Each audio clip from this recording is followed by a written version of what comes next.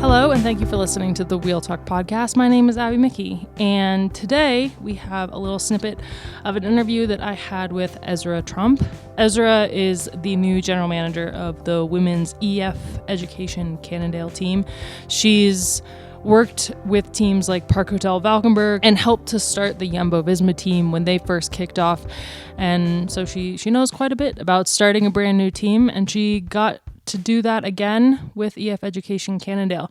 She built a really amazing roster of riders, young riders, experienced riders, riders who are super aggressive. One of the things that she looked for is riders who are exciting to watch. If you know anything about the men's team, then you know that the team really likes riders that not only make an impact on the race, but are entertaining and engaging off the bike. And she found a ton of that for the new EF Education-Cannondale team. I had a blast chatting with her, and I'm super excited for you to hear this, but this is the regular Escape Collective feed. If you want to hear the full interview I had with Esra, you have to be a member to hear this episode.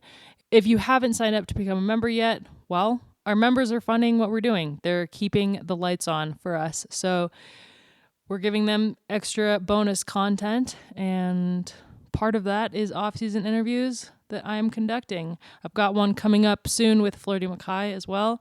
Some really awesome stuff over on the Escape Collective members only feed. Check it out. Become a member. Thank you so much.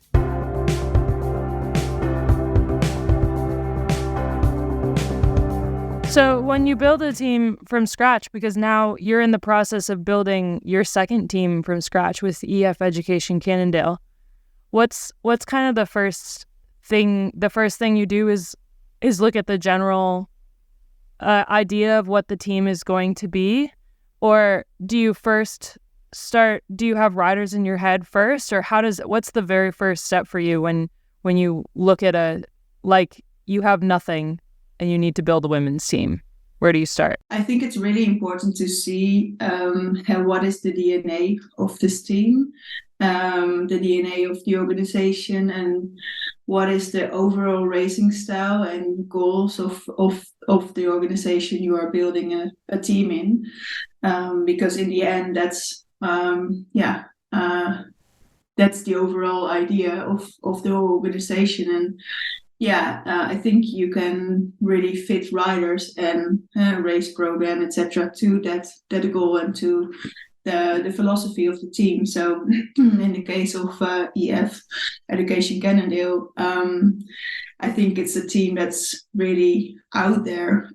They show themselves race aggressive. Think out of the box, dare to be a little bit different sometimes, especially how they present themselves, marketing themselves, and also in the race style. So I had several discussions with, talks, but with Jonathan Walters, and he really explained what the teams look like, and what also the goal is for the first years. And we were really on the same page on that to set this team on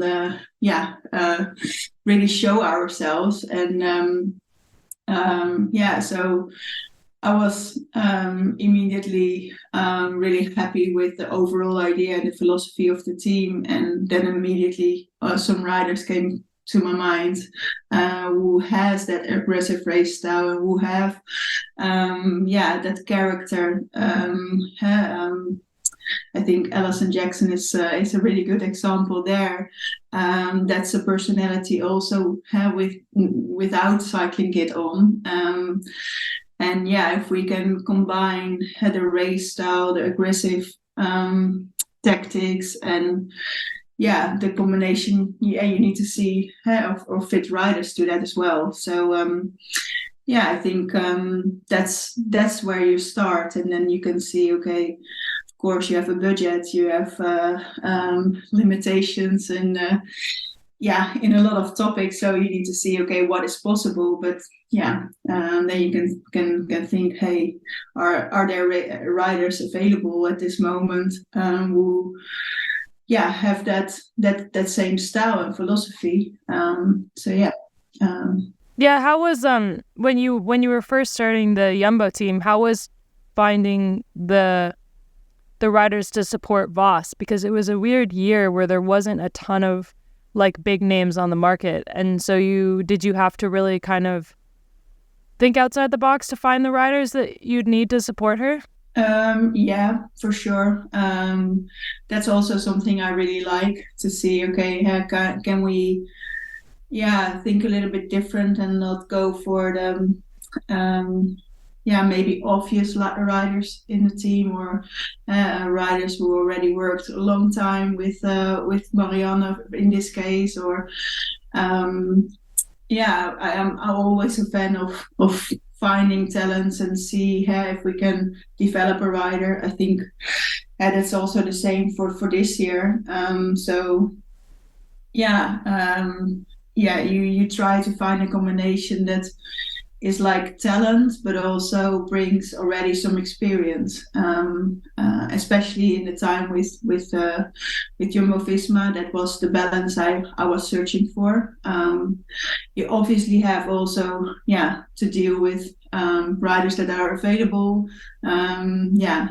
Sometimes you have somebody in your mind, but then she already signed a contract, or it's not possible in what kind of way. You really need to see, okay, what is the best combination in terms of physical capabilities, but also personalities, characters.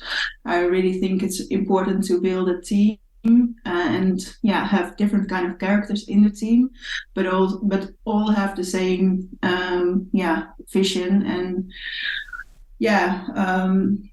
eagerness to get everything out of their career, what's possible. So for me, that's sometimes searching for a needle in the hayberg, or I don't know how you say. Oh, so sad. That is the end of our snippet of interview with Esra Tromp over here on the regular Escape Collective feed. If you want to hear the full interview, become a member. It's just a few bucks, euros or pounds, and you get access to all of the amazing content that we have on the website, ad-free or pop-up free, and tons of extra bonus podcast content like this interview and more that I've done over the off season, plus tons that will be to come in the 2024 season. And Ronan is currently making the geekiest podcast you've ever heard.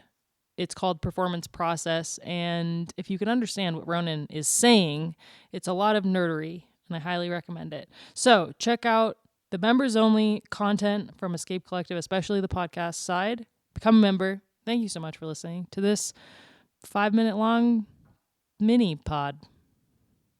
Also check out the Wheel Talk newsletter. Thank you.